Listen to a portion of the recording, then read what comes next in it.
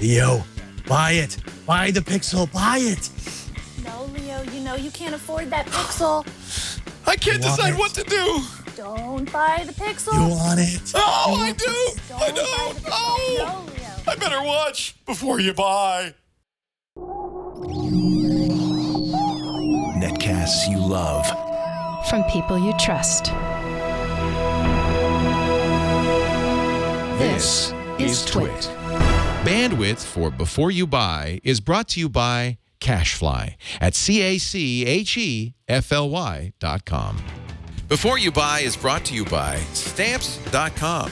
Use Stamps.com to buy and print real U.S. postage the instant you need it, right from your desk. For our special offer, go to Stamps.com, click on the microphone, and enter Before You Buy. And by Carbonite. Automatically and continuously back up your computer files to the cloud whenever you're online for only $59 a year. Try it free at Carbonite.com and use the offer code Before You Buy to get 2 bonus months with purchase.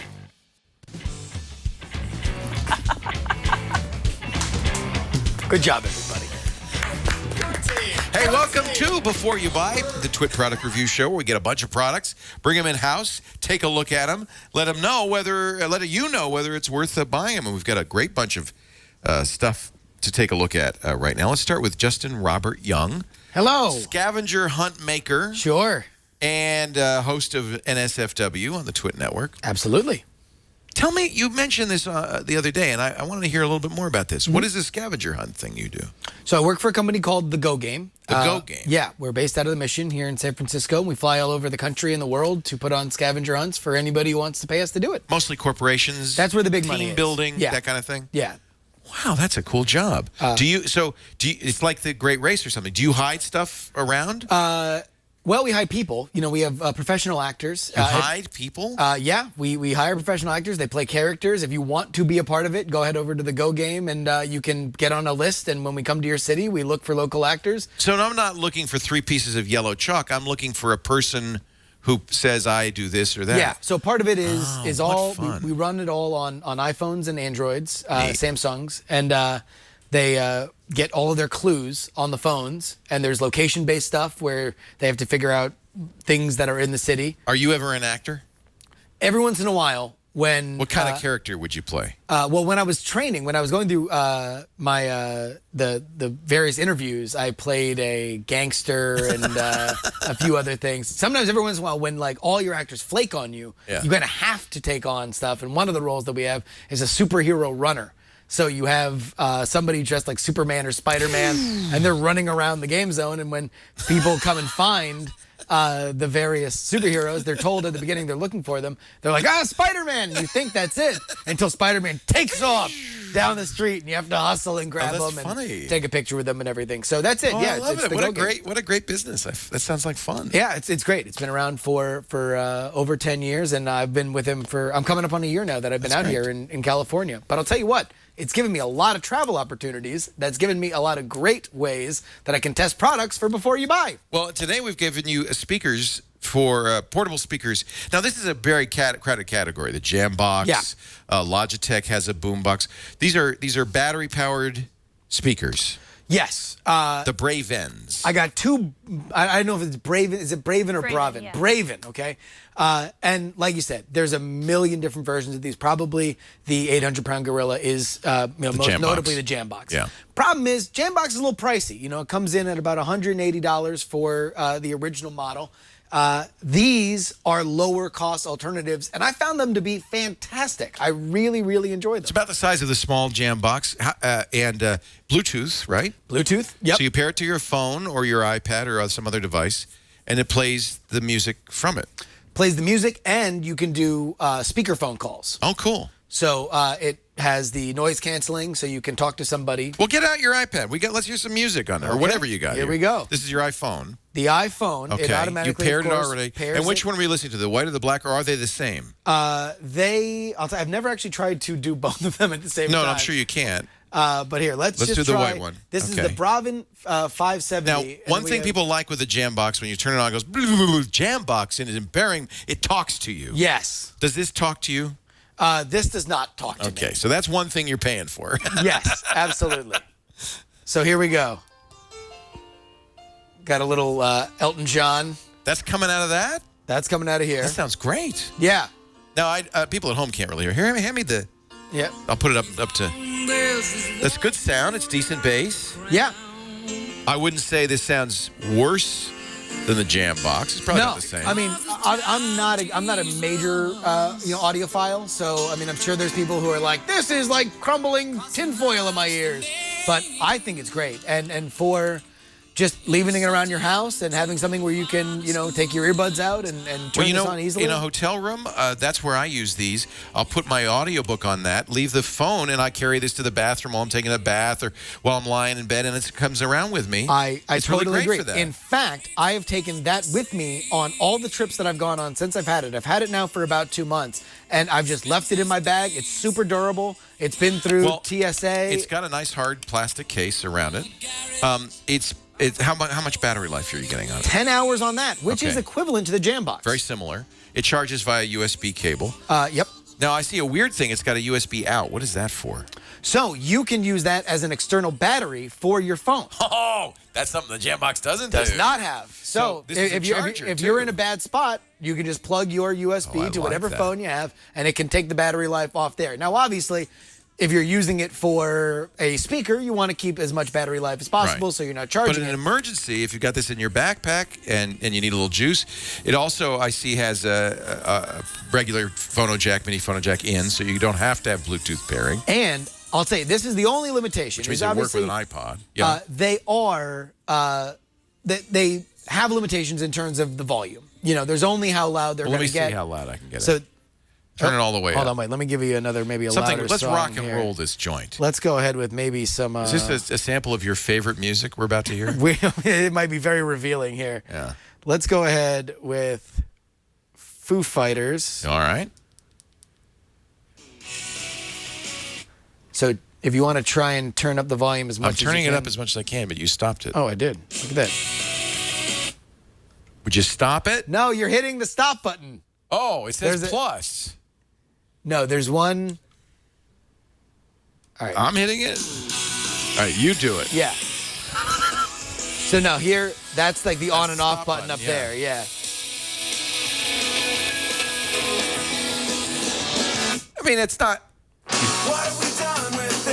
It's fine. Yeah. If you are. So it's great for... Put it on the table, you get a little resonance if you put it on a table. Absolutely. Yeah. Great for like if you're hanging out, you have some friends over, you just want to put music on. It's perfect. But it's the stress test that I did for it was as part of the Go game, we have a big... All right. It does. All right, two things. Number one, it's got the finicky Bluetooth stuff. And this is a Bluetooth thing. You can't get away thing. from that. That's the way it is. It's not a Braven thing. Way. I've been on the phone, I've turned it, I've unpaired it, and then all of a sudden I'm talking to somebody, I think they've hung up, and they're talking in the kitchen where I've left the Braven. Hello? How is it as a speakerphone? Does it sound okay? Sounds good. Yeah. There's a very good clarity of voice. The only problem, and this is where, again, this is outer limit stress testing because I was so in love with it. Right. I wanted to see whether in a judging for the Go game where we have the 30 people who played the game in a small room, I was able to use it for the sound effects and the music that I played during that. Right. It wasn't quite able to carry over 30 people in a small room, but I mean, it was real close. And I feel like, because you can attach two of these together through... You can make them stereo. You can make these stereo. So that's I plugged, a nice feature. If you have two of them, you're going to be able to plug both of them into each other because they have an outside on one and in on the other. And so then you can have them both play through one Bluetooth connection. All right. Bottom line is how much? This is, I believe, 120. This is 160. What's the difference? That's just a rubber case, or rubber case? So the 570 is $120. Comes in 5 colors, 6 colors. This has 15 hours of battery life as opposed to 10, which is 5 hours more than the Jam Box at the exact same price. Oh, as the Jam Box. As the Jam Box. Oh, okay. This is cheaper. All right. And I'll tell you what, I was really blown away. Like you said, for travel. You're on the road, you're in a hotel, you want to leave it around your apartment and just have that opportunity to super easy hit a button and makes the things you're listening to louder. Great. Real quickly, pros and cons. Pros. Again, great battery life, cheaper than a Jam Box, really durable. Cons, again, finicky Bluetooth, and it's not the loudest thing you'll ever hear. Right. There are other more expensive Bluetooth speakers that will get you a louder sound. The Braven, the 570 and the 625S. 625S is $160. The 570 is $120. And you say it sounds like a buy. Buy on both. Thank you, Justin Robert Young. We'll see you on NSFW. You're going to do it here this week? Tonight, yeah. Tonight? NSFW. All right, a little later on this evening on This Week in Tech.tv. Let's take a look. Josh Windish is one of our editors. He actually does the Tech Guy Show, does the website for the Tech Guy Show. And we decided we were going to give him something that doesn't sound like it could possibly do what it says it does. The Satechi Ucharger. The idea is it's supposed to speed up your USB charging 2 to 4 times. Josh? Josh Windish here for Before You Buy on Twit, and today I've got the high-speed USB charging adapter from Satechi. It's called the Ucharger, and it claims to charge your device more than 2 to 4 times faster than conventional USB charging. It does this basically by asking your computer for more power through the USB port than it traditionally provides. And I know that sounds a bit risky, sounds kind of scary, but I can tell you from using it with plenty of computers, of course, here at the Twit Brick House, that was my test case, it did not break anything, so that was good. It is a very simple, straightforward device to use. It's got very simple instructions on the back of how to use it. One thing to pay attention to, though, is the LED mode selector. It has 3 different modes, 2 of them for charging different types of devices. And it tells you what mode it's in based on what color the LEDs are lit up as. So blue is for all devices except for Galaxy tabs, so essentially all iOS devices. Red is for all devices except the iPad, so essentially all Android devices. And when the LED is off, that's data transfer only, no charging. And that's because it can't fast charge and sync at the same time. Now, I know you're thinking, well, you can't fast charge and sync at the same time. Well, there's nothing good about that. That's just a con. Not so much. I'm looking at it from a different angle. How about all of those times you just want to charge your phone on someone else's computer and you plug it in and up pops iTunes and iPhoto and it wants to erase your phone, or all this other stuff is happening and all you want to do is just charge your phone. This thing will take care of that for you. You don't have to adjust anything in settings. You just use this, and you don't have to worry about it. So I know that's not really a feature, but it's kind of a hidden little bonus if you think of it that way. All right, so it's small, and it has LED lights that light up different colors when you press the button, and it looks cool, but does it actually work? And in my unscientific testing, it did. I tried charging my iPhone 5 on a standard PC. Actually, it was a Dell PC here in the office. And it charged about twice as fast using the Ucharger than it did with the standard USB cable. Now that will differ, that will vary depending on what device you're charging, and they actually have a charging time comparison chart on the packaging here. It looks like the Galaxy Note 2, you get the most bang for your buck because it takes 7.5 hours to charge over a USB cable, but with the Ucharger, only 3 hours. One thing where you'll really notice the difference is when you're charging an iPad 3 or newer on a PC. Normally you plug it in, it just says not charging. It is not going to work at all. But if you use the Ucharger, you will be able to charge the device on a typical PC. Now, one thing to note is if you're a Mac user, this thing will be useless because all modern Macs will output enough power to charge your device at the appropriate speed. So I actually tried it. This Ucharger made no difference charging off of my MacBook Pro. So on to the pros and cons. It's a small and simple design, which is great if you want to just put it in your pocket. It does increase charging speeds, but that varies depending on what device you're using. But typically, it's within the range they're saying. It didn't break my computer, so I was very happy about that. So I'm putting that in the pros section. And it prevents syncing while charging, because sometimes you don't want that to happen. Now that last one I actually put into the cons section too, for obvious reasons. Can't charge fast and sync data simultaneously. Doesn't work with USB hubs. Doesn't have any benefit with newer Macs. And it isn't quite as fast as wall charging, although it is pretty close. So buy, try, or don't buy on the Satechi Ucharger. I'm going to give it a try because it really depends on your use case for this. If you've got a PC and you're really frustrated with how slow it takes to charge your devices off the USB port, this may be what you're looking for. Or if you're trying to charge an iPad off your PC, this will allow you to do that. On the other hand, if you've got a Mac, this will be absolutely useless to you. It won't do anything. It also isn't quite as good as just plugging into the wall and charging from there. So I'm going to say try. At just shy of $16 off of Satechi's website, it won't break the bank if you want to give it a shot. So that's the Satechi Ucharger, the high-speed USB adapter. For Before You Buy, I'm Josh Windish. Thank you, Josh Windish. Appreciate it. We're going to take a break. When we come back in just a bit, we've got two really interesting products, an Energy and a Nook.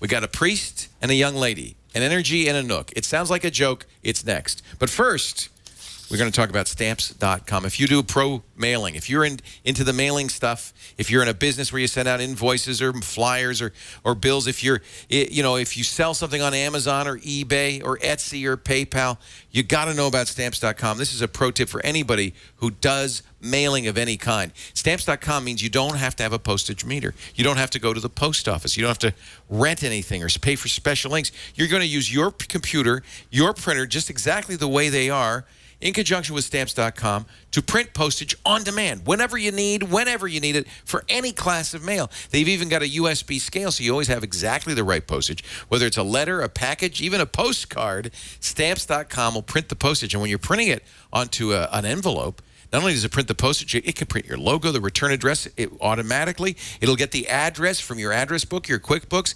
If you're selling from a website, it'll take it from the website, so it fills in the stuff, too. It speeds up the process incredibly. It even sends an email out if you're sending priority or express mail with the tracking number and the information of the person who's getting it. It is super pro. You're going to love it, and I want you to try it. We've got a no-risk trial offer for you for 30 days.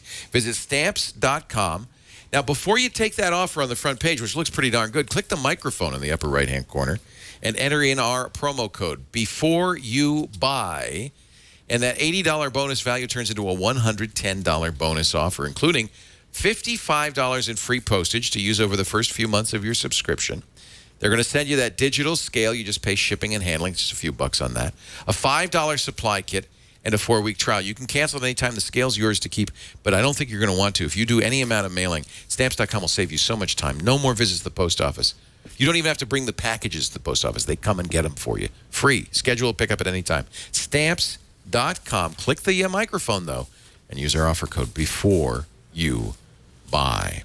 Father Robert Ballecer is here, our digital Jesuit who hosts our Enterprise Tech Show. Hey, Robert! Good to see you. Good to see you.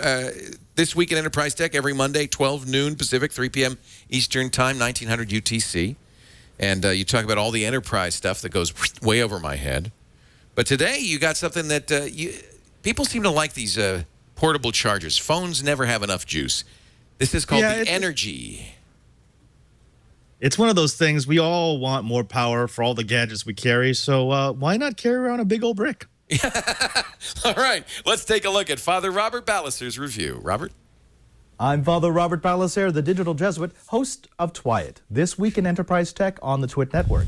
And I'm taking a look at the Energizer XPow Power XP18000. The XP18000A is the largest of Energizer's Energi-To-Go line of external batteries, measuring 4.3 inches by 2.9 inches by less than an inch thick and 1.1 pounds. The XP18000A packs a phenomenal 18 amp-hours of power in a package that can power and charge up to 3 devices simultaneously. The front of the unit has 4 small blue LEDs that indicate the current charge level of the battery.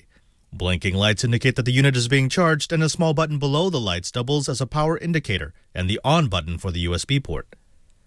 There are 4 ports on the side of the unit, one for 16 to 19 volt laptop power, one for 5 volt USB devices, a 19 volt charging plug, and a 9 to 12 volt media port. The flexibility of the system is in its tips. Each of the 3 power outputs has a cable and a color-coded system of interchangeable tips. Energizer includes 6 cell phone tips, 6 laptop tips, and 3 media tips. You simply choose the appropriate tip for your device, connect the tip to the appropriate port, and start powering your tech. Energizer also offers a Tips for Life program for those who need tips beyond those offered in the box. After registering on the Energizer website, you'll be able to order 2 additional tips each year for life, at no other cost than shipping. In our real-world rundown test, the XP18000A performed exceptionally well. It added between 2.5 to 3.5 hours of runtime to my Acer S7 Ultrabook. That's between 60 to 80% above the rated life of the laptop battery, depending on which of the features were activated and how bright I left the screen. Results using 12 and 5 volt devices were even more impressive. When connected to my D-Link DIR650 wireless 3G router, the XP18000A powered a mobile hotspot for more than 16 hours. When I used it to power a Favi Pico B1 LCD projector, I was able to coax 10 hours of movie time before the unit shut down. When I used the unit to power my Samsung Galaxy Nexus, well, I powered the phone for an entire week, with power left to spare. I tested the XP18000A for 3 months, during which time it became an integral part of my mobile kit. In those 3 months, it proved invaluable, not only in its ability to extend the runtime of my gear, but also in reducing the number of chargers and batteries that I had to pack. All told, the 2-pound XP18000A kit replaced 7 pounds of gear. The Energizer Energi-To-Go XP18000A is available now. You can find it for about $140. I like the XP18000. I mean, I really like the XP18000. It has become the foundational item for my mobile travel kit. It goes with me everywhere, and that's because there are several pros. The first has to be the flexibility of the design. It can charge my laptop, it can charge my hotspot, it can charge my USB devices. Pretty much everything I carry can be charged off of one single power pack. I love that. The second thing has to be just the amount of raw power that this thing carries. 18 amp hours means that I can extend the life of everything from my Acer S7 to my Samsung Galaxy smartphone to, again, that hotspot that I have to occasionally give power to. It's nice and big, and that's always a good thing when you're dealing with power. The third thing is a bit more geeky, and that's the chemistry that Energizer chose for their lithium-ion polymer battery. It uses a type of chemistry that doesn't need to be refreshed. For up to a year, this thing is going to hold its charge, which means that in a month or two, if I haven't used this power pack and I need to take it on the go, I can be, well, assured that there's going to be power in there for me to use. I don't have to worry about it being dead. The last thing, and this is actually a really big pro, is the Tips for Life program. I've been using Energizer XP products for, well, a good 5 years now, and I have a collection of tips from all the different products that I've purchased. This is a great thing for a gadgeteer because it means you're going to have the tips and the cables that you need for pretty much every gadget you have. And also, because you can get 2 new tips every year, it means that as you add to your collection, you can get those free tips and keep the power flowing. Again, a great, great thing for a gadgeteer. Now, I racked my head trying to come up with a list of cons, and I really couldn't. And it's not just because it's a really well-designed product. It's because, well, the only thing you can say negative about this product is that it maybe is a little bit heavy and maybe is a little bit large, but not really. I mean, this is the kind of product that you throw into your bag. It's the kind of product that you put into your carry-on, and, well, it just powers everything in your inventory.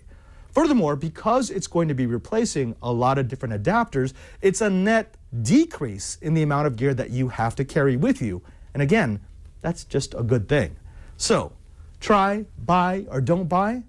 Well, I'd say that the Energizer XP18000 is a unreserved buy. I'm Father Robert Ballecer, the Digital Jesuit. This is the Energizer XP18000, and this has been Before You Buy. I think Robert did buy that. That's yours, isn't it, Robert? I actually did buy this one. This is the one I carry around with me. Now, they make smaller ones. I have a smaller Energi-To-Go, so you buy the size that you need, but I love it that it saved you poundage. I mean, people might look at that and say, well, I'm not going to carry around a 2-pound battery, but you don't have to bring those extra chargers. That saves you a lot of poundage. Exactly, yeah. The kit itself is about 2 pounds if you include the charger and the battery itself and all the tips. But for that 2 pounds, I got rid of about 7 to 9 pounds worth of other chargers because it's all off of one system. Now, one negative is that Apple licenses their charging tips. And in my experience in the past, I haven't been able to get charging tips for Mac and iOS devices. Is that different? We've got a bypass for that because Apple still is really jealous, really protective about their tips.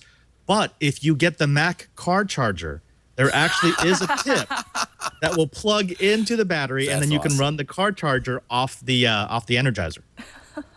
That is hysterical. So there is a workaround for that. There is a workaround. Father Robert Ballecer. Yeah, those are awesome devices. The Energi-To-Go from Energizer, and of course he has the giant size, charging everything. Thank you, Robert. Take care. By the way, should I buy the Pixel or not? I'm going to say no. Oh, he changed his tune since he's been on my show. Well, no, that was Angel Robert. He sees a All right, stay tuned. I got my review. I have my review of the Google Pixel coming up in just a bit. Shannon Morse produces our show. We call her Snubs. That's her Twitter handle and how everybody's known her for years. She's a host of Threatwire on the tech feed on YouTube. Correct. It's nice to see you again. Nice to see you too. And you are becoming our queen of e-readers. You got another one now. I love e-readers. This is the Nook. This is more of a tablet, though. You can do all sorts of stuff on this thing. So this is Barnes & Noble's response to the Kindle Fire. Yes, it is. I actually saw a lot of comparisons of this online of the Barnes & Noble Nook HD, which is this one, and the Kindle Fire as well. So this one comes in about 4 different versions. You can get the nice white background, which is a little bit dirty because it's a reviewer's product. And there's also a gray version. That's the gray. Well, yeah, it's kind of gray. Is that supposed to be white? Maybe it is. Well, there's a darker gray version. This is light gray. Okay. Or Light it really gray is dirty. And dark gray. All right. And they come in 8 gigs or 16 gigs. Okay. The 8 This gig is nice, though. This is kind of $199. rubberized. It is. You has know an what's nice elegant about look, this the rounded is corners. when you put your fingers back here, Yeah. it's really easy to hold it and read things on it. You can hold it with one hand because it's only 11 ounces. Right. Or just with 2 hands. And it's got this thick bezel. The reason for that is so you can put your thumbs here and you don't accidentally, turn Touch the pages screen. Yeah. or anything like that. I have to say the screen is gorgeous. It's beautiful. I don't know if you can see it at IPS home, display, but boy, so yeah, you can it's see really it when you pretty. turn it around. Yeah. And it's full HD. It's actually 1440 by 900 resolution. So it's very, very high res. It does play videos as well. Those videos come out at 720p though, so those are not that's interesting. full 1080p. Now, is this also a hacked version of Android like the Kindle Fire? Yeah, it kind of is. Yeah. This is ice cream sandwich, surprisingly, Interesting. not jelly bean. Okay. So it's a little Older bit version. behind the scenes. Yeah. And you can't access Google Play, obviously. You have to go through the Barnes & Noble shop, Right. which gives you all the apps that are available. But they do have a wide range. They have Netflix in here. There's Evernote. So there's a lot of popular I saw Angry ones. Birds. I saw Yes, Fruit Angry Birds. Ninja. There's even the new the Piggies game is on Oh, here. I love that game. There's a lot of Words Word with Friends. Yep. So yeah, all the right. normal apps that you would generally find, and then you can also access their movies, their comics and books, their magazines. You can even purchase catalogs on it, all sorts of Does stuff. Barnes & Noble have the same kind of variety of content as Amazon does? Oh yeah, definitely. There's over 3 million books that you can buy through this, and you can read them all on here very easily. One thing I noticed as well, if I go in here, I can read Walking Dead, and the comic Ooh, books it's the comic are book. beautiful So on it's here. grayscale, which is nice. It's not It because is. this is not a monochrome monitor. This is a color monitor. You get some beautiful kind of Right, you shading. do, and yeah. I'll just click up here to the settings and change the brightness Feels a little pretty bit so you can fast, see it too. a little bit better. Did It you is. feel like It's it was very snappy? quick. It's a Yeah. dual-core processor. Yeah. I like that you can zoom in on things, Oh, and that's when you great. flip the page, they have this nice little accent. 3D You're actually seeing the page through the back of the other Yeah, page. it's very neat. It's just a nice little quality that they added to it. Being, a bookstore, they thought about those kind of things when they made this. The battery lasts about 10 hours if you're fully reading a bunch of books, a little bit less if you're watching movies on it. And if I go into my recently watched, I can pull up Midnight in Paris, and you can see that the video looks very nice. You can rent things as well through Barnes & Noble. The rentals are 24 hours. The sound is good. Sound coming out quality of is there. great. Yeah, it looks really nice at 720p. I would say, despite the fact that Amazon made a Two big deal about their speakers. Dolby speakers on the Kindle Fire, this actually sounds better than the Kindle Fire Yeah, it's really does. clear and crisp, Yeah. which was my favorite part about that. It's not really muffled or anything Right, like that. right. And Not when people tinny, not talk on breaking it up. and things Yeah, like that, yeah. you could definitely listen to like a video podcast on here really easily and very nicely. So Nice I for like somebody who that. does those. That's a yeah. good idea. Yeah, exactly. It's a great option to think about.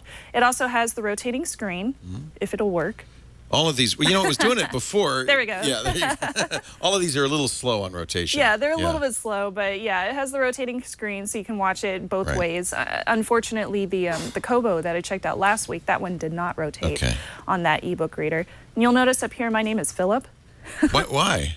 So you can change to a bunch of different accounts. You can have I up see. to 6 different accounts. You have multiple profiles on Yeah, here. when I spoke to That's Barnes & great. Noble I about like that. they said that this would be a great tablet for a family, because not only can you have up to 6 different accounts on it, and God, I hope you don't have that many kids. But you could have kid profiles. You could have kid profiles, and you can also protect them. So if you go into edit profiles, so you can lock down a profile. You can lock them down. That's so great. they can't access your own stuff. Like if Philip had a bunch of movies on here that maybe Jade shouldn't be watching, she won't have access to those. And then he can also lock her out from the shop if you wanted to. She gets her own wallpaper, her own set of applications. I you like can that. customize I think it that's to a her. nice feature. And if you go to the lock screen, that's a hardware lock? Yeah, it's a little hardware lock, and then I can choose whoever I want to log in. You drag the head into the lock to unlock it as well. Nice. Yeah, so that's just a simple little feature that I found which was really nice and customizable and could be really useful for a family. It kind of reminds me of back in the 90s when you had a personal home computer at home, and you had a bunch of different accounts on it for all of your... For every family member. Each person had something different on it. Well, something the iPad still hasn't done, but I'm glad to see this does do that. That's great. Yeah, me too. So overall, I really liked it. There were a couple of things I didn't like. For example, it didn't have it has a proprietary charger That's down not here. a standard USB microcharger. It looks almost like the Apple 30 pin. It's not, though. Yeah, and then they do have a little speaker here, although you'll notice microphone. microphone. Yeah. This is only for if you want to read a book and record it for a child. Oh. So you can do that through this. Unfortunately, but it doesn't have Siri or anything you'll notice, no Siri, and there's also no webcam up here on the front or the back. Got it. So it's missing that little feature, and that's something that No they Skype should have video. added. No Skype video, unfortunately. I also noticed they have this micro SD card. Yeah. They have a micro SD card in here for me to use. You can do up to 64 gigs. So you can add memory. Yeah, you can add memory up to, including the 16 gigs that they have on here as well. So my pros and cons of this little guy are the high-res screen. I really like the high-res. Really it looks good. great. It's beautiful. A huge selection of books. You can find pretty much everything you want to at Barnes & Noble, obviously. And it's really good for families. I like that they have a bunch of different accounts on here to use. It's very family-friendly. And then the cons, of course, it is tied off to the Barnes & Noble App Store, so you can't access Google Play, unfortunately, and there is no camera up there. But all in all, I think it's very well made. I don't think it would be great for everyone, especially not people who are tied into Google Play and tied into the Android marketplace and want those type of things. But I would definitely give it a try, especially for families.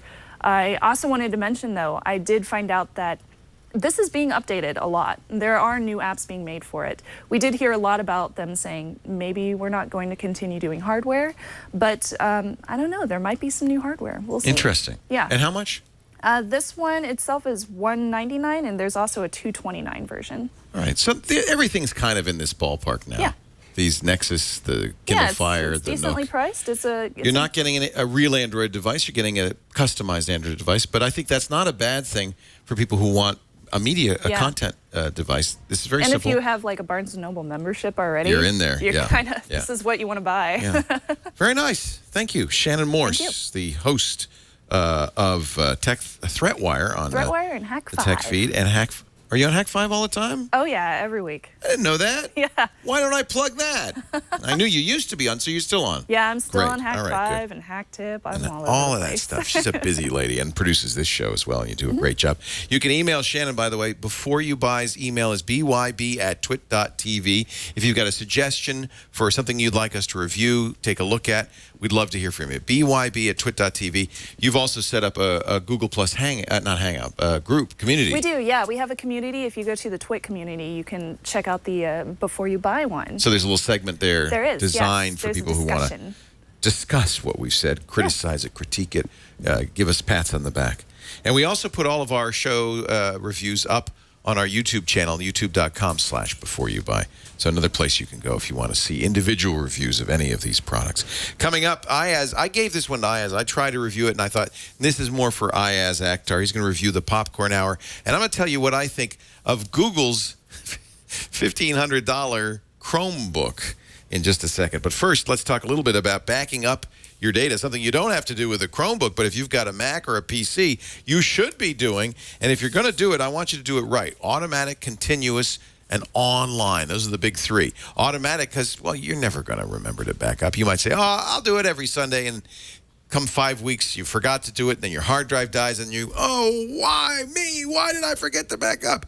It's also continuous. Whenever you're online, it's backing up your data. That means if you change a file, the files are instantly backed up. If you add a picture, they're instantly backed up. And I can tell you right now, there's almost undoubtedly something on your hard drive right now that you just don't want to lose. Financial records, tax season is here. Pictures, your wedding or baby pictures. Those things are precious. Make sure they're backed up. And do it right with Carbonite. The best part is all of this off-site, continuous, automatic backup to the cloud, encrypted as it goes, further encrypted if you want on the cloud. Only you hold the key. $59 a year for everything on a single computer. $59 a year. That's less than $5 a month. And when you use our special offer, we're going to even give you 2 months free. They also have plans for small businesses, external drives, all one low flat fee. Check it out at Carbonite.com. You don't need a credit card if you want to do their 2-week trial. All you need to know is our offer code before you buy.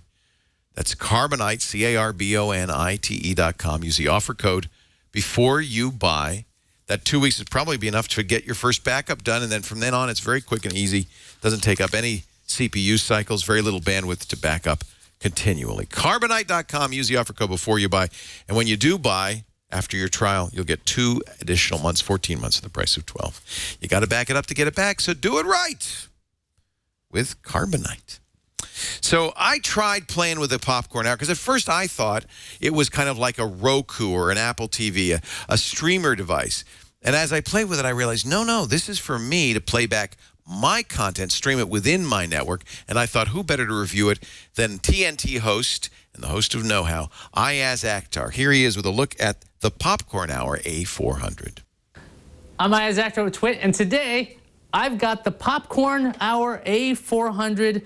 Now, there's a lot of set-top boxes out there competing for your limited HDMI inputs, and this is another one. If we take a look at this, this is a solid piece of hardware. This is a metal casing, and there's a big warning on the top of this saying this device uses passive cooling. Don't block this because this case is effectively dissipating heat. So that's something to be aware of. Don't stack things on top of this. It's got a lot of functionality you're not going to see on other devices. You've got a hard drive slot here. So if you want to put in a hard drive, you could have content right on this local box. USB port on the side, also USB port on the back. We got Ethernet, a USB 3.0 slave here, which means I believe you can attach this as a hard drive on your PC and just move content directly onto the box. Analog output, so we've got some component if you want to do video, HDMI output, eSATA on the back too. So you've got lots of different variations of inputs on this, and 2 outputs for audio. You can do optical and coaxial, and there's that little power port. Otherwise, other than it looking super solid, let's actually see how it does. When you start up the device, you see this interface, and I've got to say, this is something from the 1990s. While it does run smooth and there's a lot of power under that metal case, it looks like the folks at Popcorn Hour didn't do a lot of work when it came to the UI. So if we go into the apps market, that's what a lot of people think this device does. They think it's an internet streamer. It's not really built for that. When we go into the applications, we go into their app store, I go into the all section, and you'll see that there's about 66 applications at the time of this recording. If you notice, there's no Netflix, there's no Hulu Plus, and there's no Amazon. So if you want to get free video content, I don't believe these YouTube ones are official. You can get CNET, Blip. You can get some internet content on this, but that's not this device's bread and butter at all. What this thing is really for is for network video streaming and also for local streaming. So I'm going to go into networked media because for some reason, networked media is separated out from local media. I don't know why. I want all my video in the same location.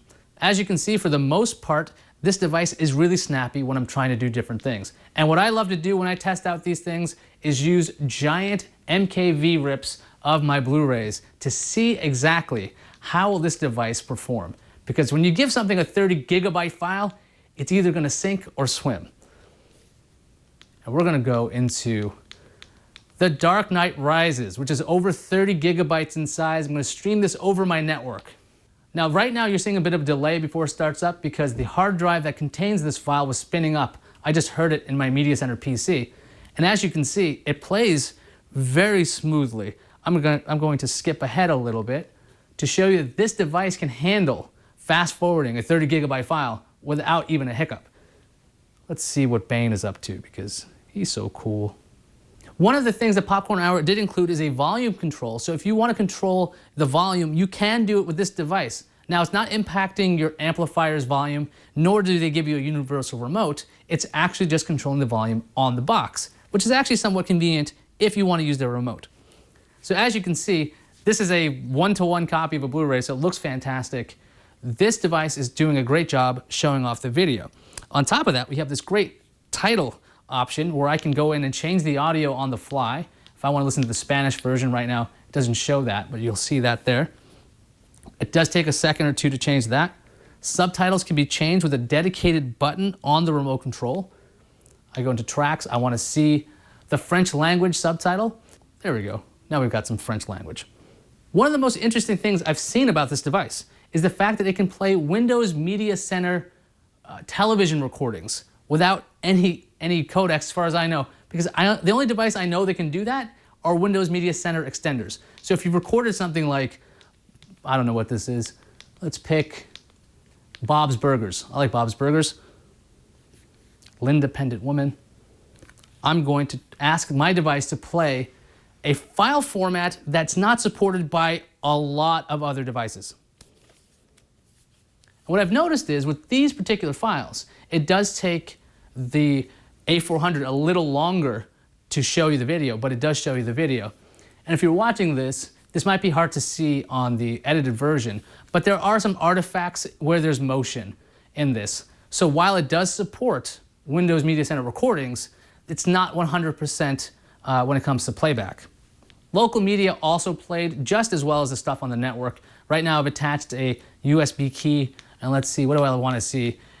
There's no way I got this from a non-reputable source. Let's see if it plays Xvid. As far as I know, it plays Xvid, DivX, and it plays pretty much anything I threw at it. We've got Archer.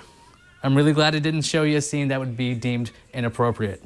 So I'll cycle through the interface one more time. There's not a whole lot here. The setup wizard can help you with your network settings, your languages, pretty basic things here. I'm gonna back out of this, go back to the home screen. Got our setup, network media, apps market, local media, setup wizard. You can see, you don't exactly have a ton of options. So why you have to cycle through this, I don't really know. It's not like they couldn't fit it all on one screen, but this is what this box does, 250 bucks. And one of the cool things about it is it can play those MKVs just fine, but so can my $35 Raspberry Pi. So if that's a big deal to you and you're a nerd, you probably want to go with something like a Raspberry Pi or any other device that can run XBMC. Now the Popcorn Hour A400 comes with this backlit remote. The keys are a bit stiff and everything, but I don't know who still bothers to use these kinds of things. I immediately try to put things into my universal remote, but the buttons are good. The placement is intelligent, I guess. It's not the most ergonomic thing in the world, but it'll do the job. I've seen much worse remotes out there, so I don't have really any complaints when it comes to this device.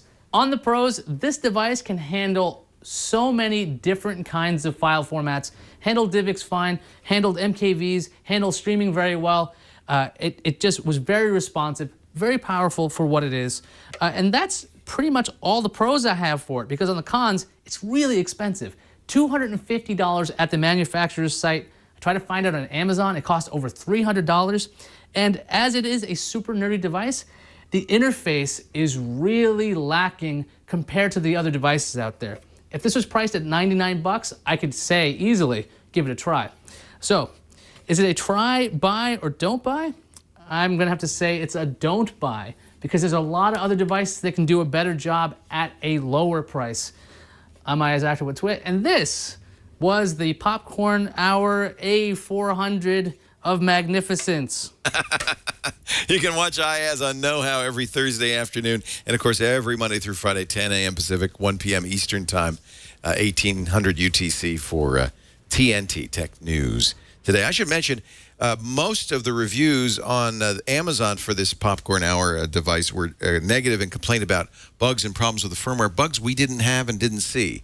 So I'm not sure if we were just lucky or if Popcorn Hour has fixed a lot of those problems that people talked about on Amazon.com. It wasn't so much that it was problematic, it was just expensive, a little difficult to use, and there are better devices doing similar things. Now my turn, and this is a challenging review for me to do because in so many ways I wanted to like this device. This is the Chromebook Pixel from Google, and it got a lot of attention when Google announced it last month. Originally Wi-Fi only at $12.99. They are now offering a $14.99 version that includes, I think that's the price, that includes, let me make sure. Yeah, $14.49 that includes LTE on this. Of course, you'll have to pay extra if you want to use much LTE. It's Verizon LTE wireless, and you only get 100 megabytes a month for free. You do get, if you pay $50, 5 gigabytes a month. And that was the one I wanted to look at because I love the idea of having always-on connectivity. And because the Chromebook Pixel runs Chrome OS, it really is designed to be always online. There's only 64 gigabytes of storage in this LTE version, 32 gigabytes in the Wi-Fi only version. It's not designed to store a lot of data. It does have offline Gmail and offline editing of files and so forth, but really it's intended primarily to use Google Drive on the cloud as your storage. It's a window into your Google account, your Google Apps, your Google Drive account. Also, I should point out that it works pretty well in Wi-Fi. So if you are in a Wi-Fi only situation and you don't want to pay the extra amount for the LTE, you can use it that way. And because it has some offline features, yeah, you could use it to perhaps go through your email on an airplane. But really, it's designed to be always online. Google made a big point about given the price, how well made this is. And of course, it's a unibody aluminum construction, very nice metal, very little torque in it, very solid. And particularly they were proud of this display, which is very high resolution. Touch too, which is kind of neat. So it's a little odd, you might notice if you're looking at it on video, it's a 3:2 aspect ratio, which is pretty unusual these days. Google says it's better that way for web pages. I think it has to do more with the limited hardware capabilities of the machine. I'll talk about it in a little bit. It is 2560 by 1700. That's 239 pixels per inch. A few more pixels per inch than a MacBook Retina, but it is a slightly smaller screen than the MacBook Retina. This one has an i5 in it. Well, actually, they all do. You don't have any choice. Google really doesn't give you a lot of different SKUs. You get an i5 processor in here. You get 4 gigs of RAM. The battery life is woefully short. 4 hours in my experience. Google claims 5 hours with active use. It does have Wi-Fi A, B, G, and N, Bluetooth 3. Oddly enough, only USB 3. The connectors on here are pretty straightforward. There's a mini display port, which we had problems with in our setup. We weren't able to get it to do an extended screen. I understand that's a bug with Chrome OS that will probably be fixed. It has a couple of USB 2.0 ports on here. The most important spec you might want to note is that it is Google HD 4000 graphics. And in my opinion, that's kind of a low-end graphic card for a display that's pushing as many pixels as it is. And as a result, I find that some pages, like this page from The Verge, feel a little sluggish, a little hesitancy on this. And I showed this to Jeff Jarvis, who also has a Pixel. He says, mine doesn't, and he made a video to show that it didn't. Well, I think it does. I don't think this is a bad defect with this particular model. I think it's what you'd expect with HD 4000 graphics, and particularly demanding graphics-heavy displays. Even Google's own Play Store doesn't scroll quite as smoothly and fluidly as I'd like, either with the touch screen or the arrow keys or the trackpad. There is a question about the operating system as well. Now, it is Chrome OS, and you have to understand Chrome OS is essentially just a Chrome. You have applications on here, but they are all Chrome extensions. So what looks like a user interface really is just another way to click on Chrome extensions. There's quite a few of these. Here's the New York Times, Plants vs. Zombies. There's video editors, there's audio editors, but all of them are going to be working with data online. So if you have large video files, you'll have to upload them first. Large images, you'll have to upload them first, and it's going to be a little bit sluggish editing that kind of stuff. I also should point out that one of the things that makes this perhaps a deal is that with the $12.99 or the $14.49 price, you get a terabyte of Google Drive storage for the first 3 years. If you paid for that individually right now on Google, that'd be about $1,800. So I guess if you wanted to buy a terabyte of storage on Google Drive, maybe you should buy this instead, and you'll save yourself a little bit of money. Chrome OS is a very limited OS. There's certain advantages to it. It's certainly more secure. I find that the people who really like Chrome OS tend to be IT administrators, school administrators, people who want to give computers to employees or students, but want them to be locked down so that they're secure and so that people can't be, playing video games on here. Maybe you're one of those people. Maybe you feel like you need to have limitations on your computer. If that's the case, Chrome OS may be great for you. And there are certainly plenty of people who say, oh, I love Chrome OS. It's all I want a computer to be. My question is, should you pay what is a fairly steep price for a computer and not get a full computer? There are Chrome OS devices for $200, $250 that are pretty good. They're not this beautiful hardware. And what Google says is, well, we wanted to show you that Chrome OS can run on beautiful systems too. The people who use Chrome OS can also have very nicely made systems. I'd agree with them. This is a very nicely made system. You've done a nice job, Google. I just feel like that's an awful lot of money to pay. You can get a very credible laptop computer running a full operating system for about the same price. So I'm not sure exactly why somebody should sign up to get less for more. It doesn't quite make a lot of sense to me. If all you want is Chrome, I guess you could use Chrome. People say, well, it's, a full operating system is too complicated for me. All right, that's fine if you want that. What I do think Google should do, and maybe they will, is make a laptop that's not $1,449, that's not $250, maybe a $600 Chromebook that is a little bit nicer to use than the netbook quality, cheap Chromebooks, but not quite as expensive as the Chromebook Pixel. On the Pro side, gorgeous screen. You can't deny it. Very high resolution. It has a decent keyboard, not great. And when you turn, excellent sound, by the way. The speakers are ported, I think, on the back. I can never find out where they came from. Sometimes the speakers are loud enough that you can actually rattle the keyboard. It sounds very good. Keyboard is a little bit mushy, maybe not something you'd want to type on all the time. I have some trouble with that. Very nice trackpad. Basically the hardware is the Pro. It's an excellent piece of hardware. The con, I find that the graphics card in here, the motherboard graphics from Intel, the HD4000, probably is not enough to push all the pixels that this screen is offering. So sometimes it can be a little sluggish to use the screen, not as responsive as I'd perhaps like it. Not as responsive as, in fact, touch screens on other computers. The biggest con, though, is the price. You're not getting a whole lot for $1,449. You're not getting a full operating system. Maybe that's something you'd want. I just can't recommend this for most people. There will be some people for whom the Pixel is the perfect computer. Jeff Jarvis loves it because all he wants is a Chromebook capabilities. But he's also had to hack it quite a bit, put Linux on it and so forth to make it do some of the things he wants. And it seems to me if what you really want is a Linux box, you can get one for a lot less money. Low on storage, weak graphics card, beautiful display, decent keyboard, excellent trackpad, very good sound, an operating system that is intentionally quite limited. It's hard to recommend the Google Chromebook Pixel. I went back and forth on whether it's a buy or not buy or a try. I'm going to have to say don't buy, and I'll tell you why. I had one on order until I played with this for a few days, and then I had to cancel the order. I thought, this is way too much money to pay for way too little computer.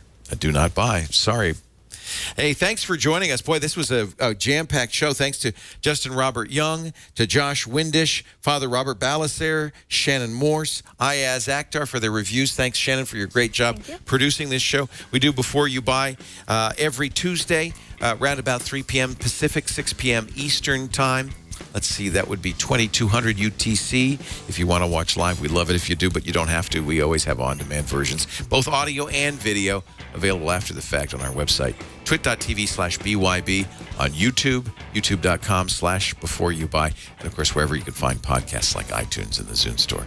I'm Leo Laporte. Thanks for being here. Remember, you got to watch before you buy.